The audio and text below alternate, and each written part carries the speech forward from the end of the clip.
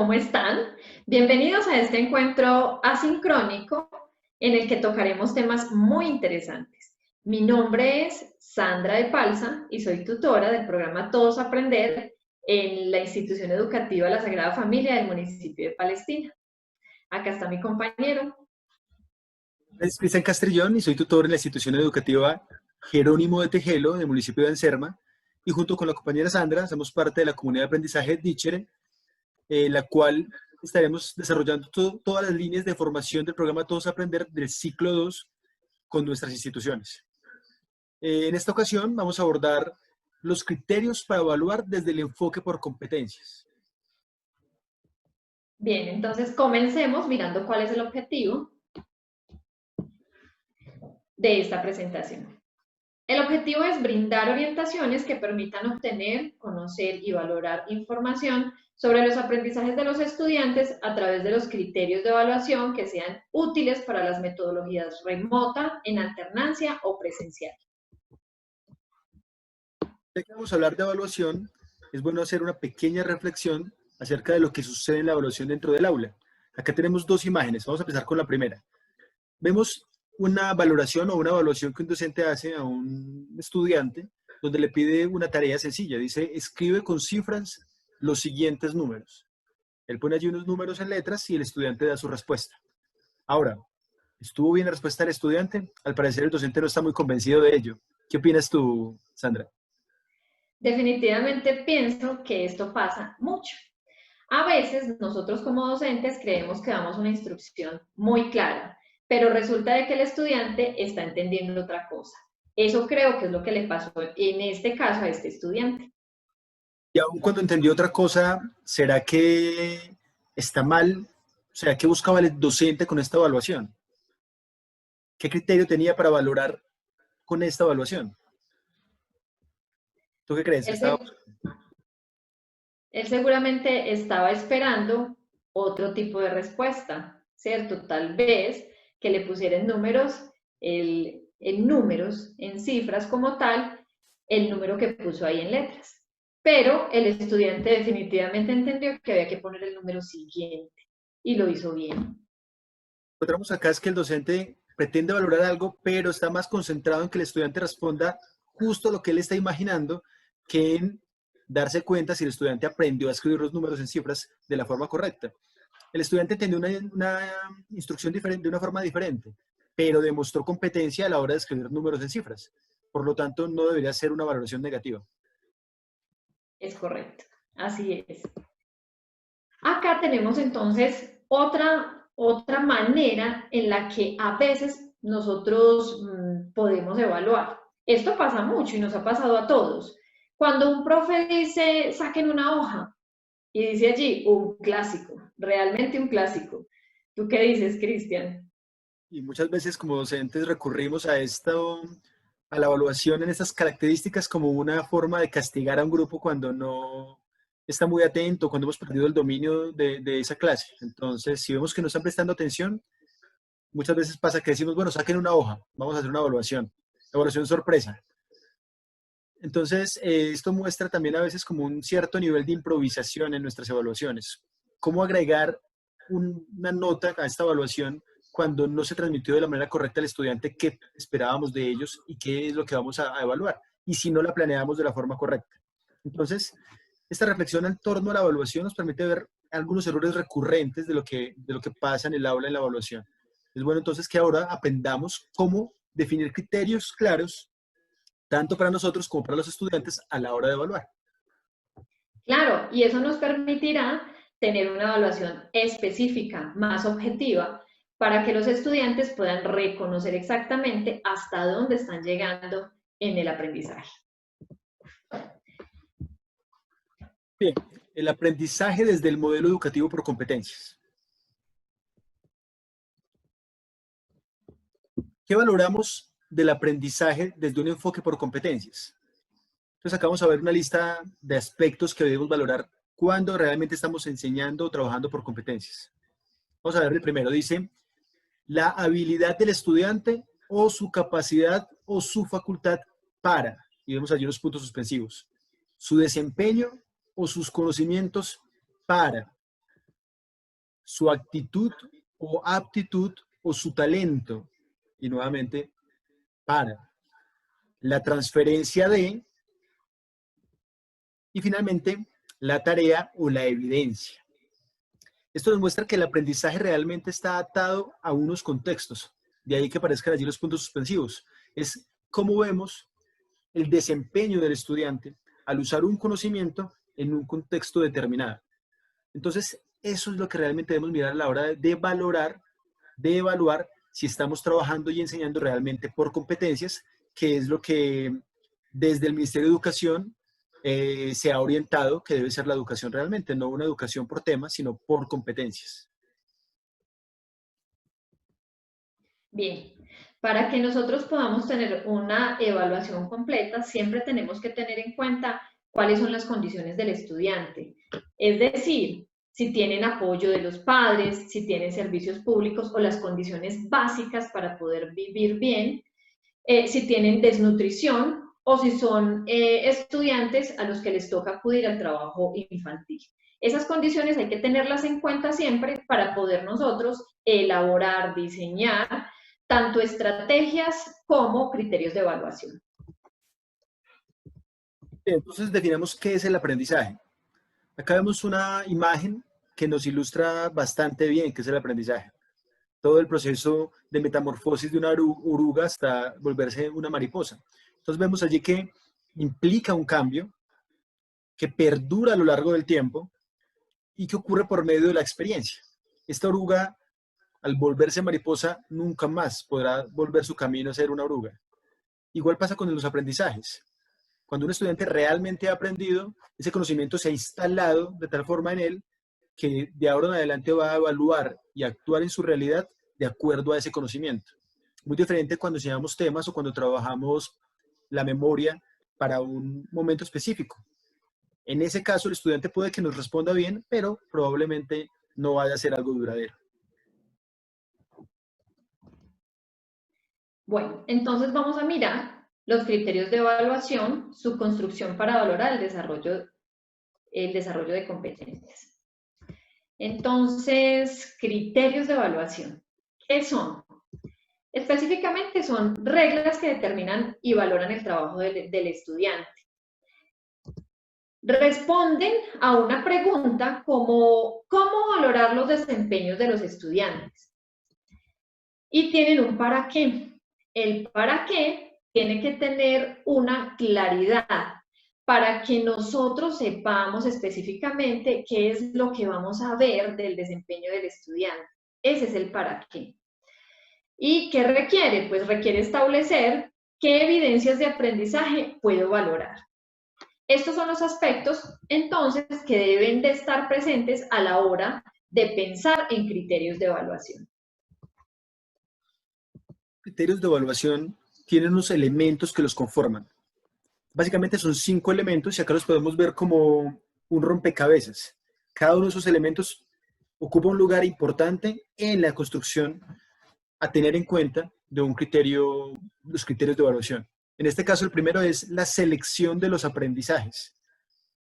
Cuando tenemos nuestras mallas curriculares, a la hora de planear, seleccionamos de ella los aprendizajes que vamos a abordar con nuestros estudiantes. A continuación tenemos los conocimientos, que pueden ser declarativos, procedimentales, actitudinales. Luego tenemos las acciones pedagógicas e instrumentos. En cuarto lugar tenemos los tipos de evidencia. Y cada uno de estos vamos a ampliar un poco más en las siguientes diapositivas. Y por último, los actores dentro de ese criterio de evaluación, que puede ser el mismo estudiante, su compañero o nosotros en los 3 aspectos de la evaluación. Entonces, como dijo Cristian, empecemos con el primer aspecto. ¿Cuál es este primer elemento? Es el de la selección de los aprendizajes. ¿Por qué es importante seleccionar los aprendizajes y no los temas? Ojo, estamos en este momento trabajando por competencias, por eso es importante seleccionar el aprendizaje y no el tema. Acá entonces tenemos los siguientes aspectos. Tenemos un cuadro que dice aprendizajes y entre paréntesis tenemos competencias porque sabemos que el aprendizaje se extrae de allí, de la competencia. También tenemos unos temas que en algunas mallas o en algunos planes de estudio nosotros los podemos ver como contenidos. El tema, como ustedes los ven, los temas son como vacíos, mientras que los aprendizajes sí me están diciendo algo acerca del desempeño del estudiante. Entonces, vamos a mirar el ejemplo. Este que dice, evalúa estrategias empleadas por los diferentes medios de comunicación para presentar la información. Y como se dan cuenta, el tema señalado aquí serían los medios de comunicación. De esta manera, podemos entender que es más importante seleccionar un aprendizaje que un tema. Bien, en segundo lugar tenemos entonces una pregunta. ¿Por qué son importantes los conocimientos declarativos, procedimentales y actitudinales? Bueno, nosotros desde las instituciones educativas siempre hemos hablado de las esferas del saber. Bueno, hace mucho tiempo hemos hablado de las esferas del saber. El saber hacer y el saber ser. Ahora, cuando yo planeo, me ubico y pienso, bueno, ¿qué tipo de conocimientos voy a abordar a través de esta clase, de este taller, de esta guía de aprendizaje?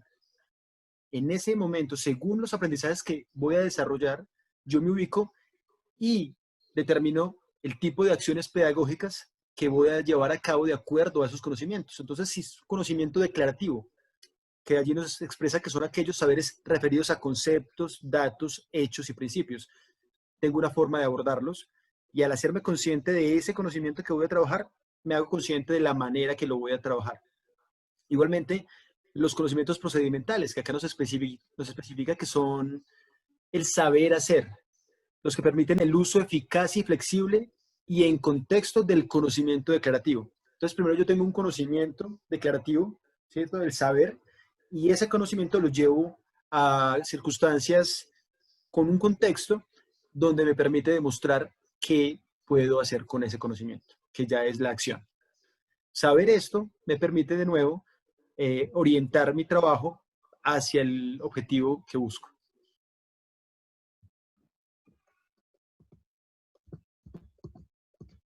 Y allí vemos las tres preguntas: saber ser, saber hacer y saber saber.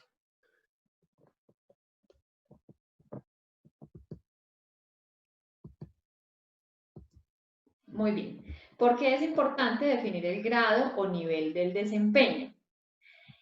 Recuerden el aprendizaje en el primer aspecto. Seleccionamos un aprendizaje. Ese aprendizaje viene a ayudarme a reconocer la pauta para que el estudiante pueda ser competente. Entonces, en este caso, en el aprendizaje tenemos que el estudiante va a evaluar la información ofrecida por los medios de comunicación teniendo en cuenta el mensaje, los interlocutores y la intencionalidad. En el ejemplo 1 podemos ver un nivel a evaluar y en el ejemplo 2 podemos ver otro nivel.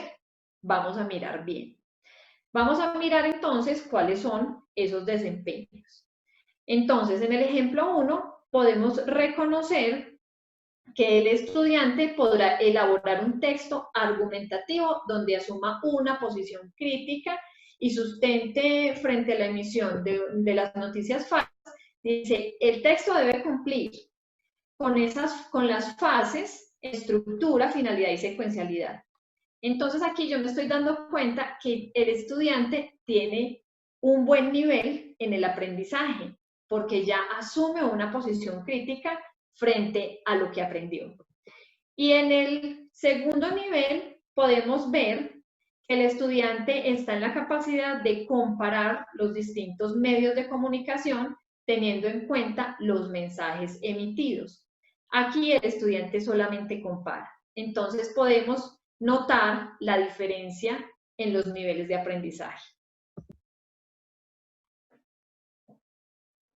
Acá vemos una taxonomía, la taxonomía de Bloom, que nos orienta cómo con diferentes verbos yo puedo determinar un nivel cada vez más alto del alcance de una competencia.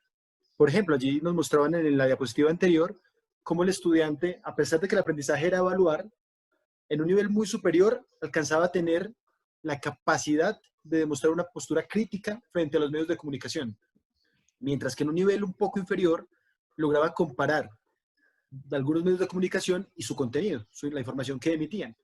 Comparar es un nivel inferior, es un verbo que denota un desempeño inferior que asumir una postura crítica. En este caso, Bloom nos muestra diferentes niveles para ir desde la adquisición, la mera adquisición de un aprendizaje, hasta un nivel mucho más avanzado, que es la aplicación y solución de problemas, que es hacia donde queremos llevar a nuestros estudiantes. Analizar esta taxonomía nos puede ser de mucha ayuda a la hora de determinar el nivel de avance de nuestros estudiantes en el desarrollo de sus competencias. Eso quiere decir que esta taxonomía, como muchas otras que existen, nos pueden dar una luz para organizar nuestras rúbricas en evaluación.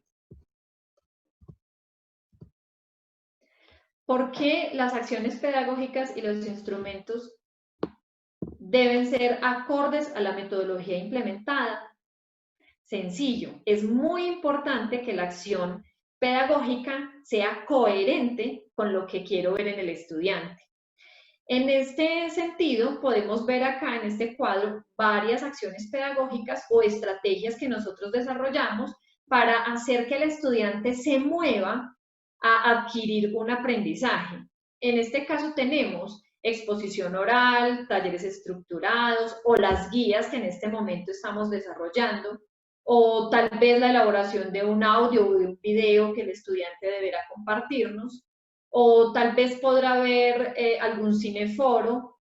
Hay 1000 opciones de acciones pedagógicas, pero a esta acción pedagógica le tengo que poner un instrumento que me sirva para reconocer ese nivel de alcance del estudiante. Acá nos presentan como ejemplo las rúbricas, que podrían ser una rejilla, una hoja de cotejo, entre otros instrumentos que podemos utilizar para evaluar esas acciones pedagógicas y que nos determine específicamente en qué nivel de alcance está el estudiante. Es importante entonces incluir el tipo de evidencia. Esta es la cuarta pregunta de lo que compone los criterios de evaluación. Entonces allí tenemos lo que mencionábamos en la segunda, ¿cierto? Hay unos conocimientos declarativos y unos conocimientos de acción, ¿cierto? De producto, por decirlo de esta manera. En este caso tenemos que los de conocimiento dice, incluye el conocimiento de lo que tiene que hacerse, cómo debe hacerse, por qué debe hacerse y lo que tendría que hacerse si las condiciones cambian.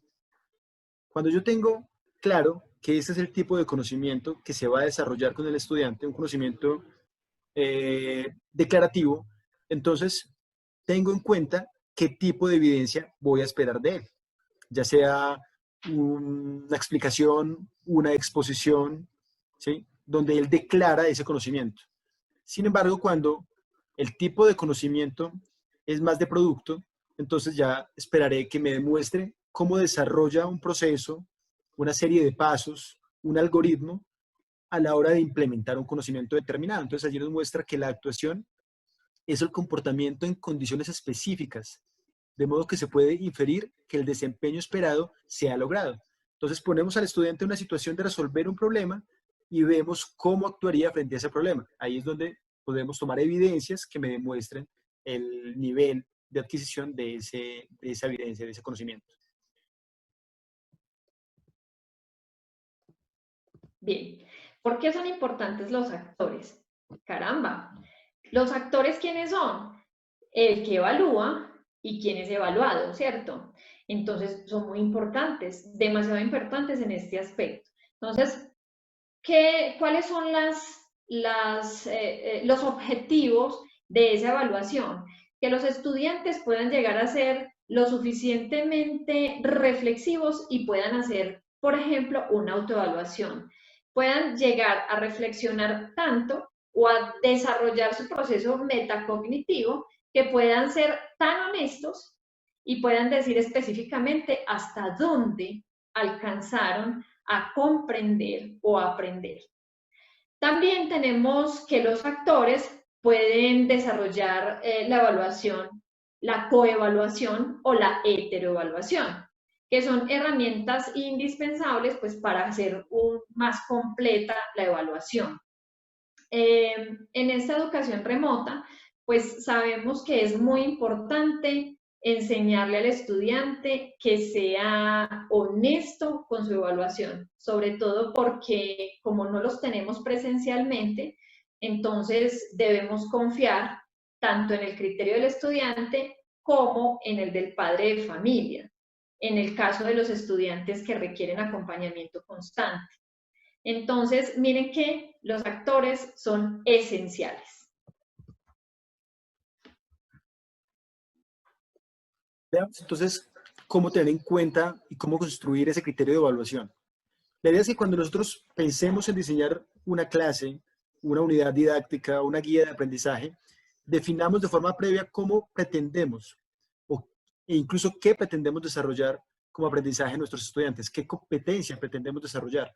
Entonces acá tenemos un cuadro con 4 espacios, ¿cierto? En el primero definimos la acción pedagógica. Realmente podemos empezar por el segundo, que es donde definimos el aprendizaje que pretendemos trabajar. De acuerdo a ese aprendizaje, definimos la acción pedagógica que se desprende del tipo de conocimiento que se va a desarrollar, si es declarativo o si es de acción, ¿sí? Luego tenemos la selección del tipo de evidencia. ¿Qué tipo de evidencia espero yo de ese trabajo que se va a realizar? Como decíamos ahorita, una exposición, una obra de teatro, el diseño de un guión, ¿sí? Hay diferentes tipos de evidencias, pero cuando yo planeo tengo que tener todo eso presente para no improvisar en la evaluación, para tener una evaluación con buenos criterios. Y finalmente, las características del instrumento que debo utilizar. Si debo utilizar rúbricas, cómo voy a utilizar la coevaluación cuando es posible hacer coevaluación, cómo voy a llevar al estudiante para que haga lo que decía Sandra ahorita, sea una autoevaluación metacognitiva, donde él sea consciente de su proceso, que es lo que buscamos realmente con la autoevaluación. No que él se ponga una nota, no es que él diga merezco un 5, no, es que él se dé cuenta cómo va su proceso de aprendizaje. Entonces, acá tenemos como la imagen de lo que podríamos hacer a la hora de pensar en los criterios de evaluación y nos queda este recuadro como ayuda para que a la hora de hacer nuestras planeaciones podamos meditar en nuestros criterios de evaluación con nuestro trabajo con los estudiantes. Aparte de eso, compartiremos con ustedes una carpeta con varios instrumentos y técnicas de evaluación que podemos analizarlas para llevarlas a nuestra planeación y a nuestro trabajo, ya sea en educación remota o presencial. Cristian, yo creo que con estos aspectos ya definitivamente vamos a tener muy clara la evaluación en este momento. Bueno, la estructura general para la elaboración de criterios de evaluación. Vamos a mirar entonces en qué condiciones están los estudiantes y de qué medios disponen. De esta manera, entonces, yo podré desarrollar una planeación muy acertada de acuerdo a lo que el niño puede hacer. Las maneras de evaluar dependen de lo que entendamos por aprender. Claro, si el estudiante tiene diferentes motivaciones o logra ciertos aprendizajes de cierta manera con los diferentes medios que tiene, pues las maneras de aprender van a ser diferentes. Y todos, ya que tuvimos mucho tiempo en presencialidad, reconocemos cuáles son las maneras de aprender de unos y de otros para poder llegar a suplir esa necesidad en el estudiante. Es importante orientar una serie de tareas que ayuden a alcanzar los aprendizajes. Esas tareas deben ser tareas específicas de aprendizajes muy prioritarios que realmente lleven al estudiante a movilizar su mente y logren hacer que él aprenda. Y para diseñar criterios de evaluación en la metodología remota, presencial o en alternancia, se tienen en cuenta los elementos contemplados. Todos aquellos que ya dijimos que son 5, esos elementos son los que vamos a contemplar a la hora de elaborar el criterio de evaluación. Recordemos que debemos tener en cuenta las acciones pedagógicas, el nivel de desempeño, el tipo de evidencia que el estudiante me va a presentar, los actores de la evaluación, quién va a evaluar y a quiénes se van a evaluar y qué instrumento voy a utilizar para evaluar.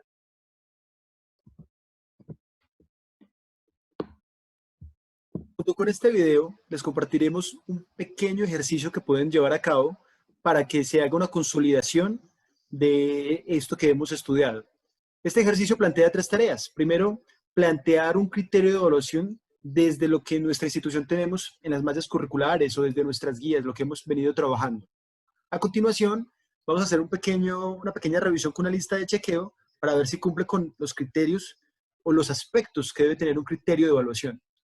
Y finalmente, por medio de una pequeña tabla similar a las que vimos en las diapositivas pasadas, ubicar los 4 aspectos que debe tener el criterio de evaluación, como por ejemplo el tipo de acción pedagógica, los niveles de aprendizaje, las evidencias que vamos a recoger de ese trabajo y los instrumentos que vamos a utilizar. Este pequeño taller esperamos que lo desarrollen y se lo compartan al tutor de su institución educativa para que podamos ver cómo hemos mejorado la forma de valorar, de planear nuestros criterios de evaluación a la hora de planear también un trabajo con nuestros estudiantes. Esperamos que todo esto que les hemos entregado en este video les sea de utilidad para mejorar la evaluación en su institución. Muchas gracias.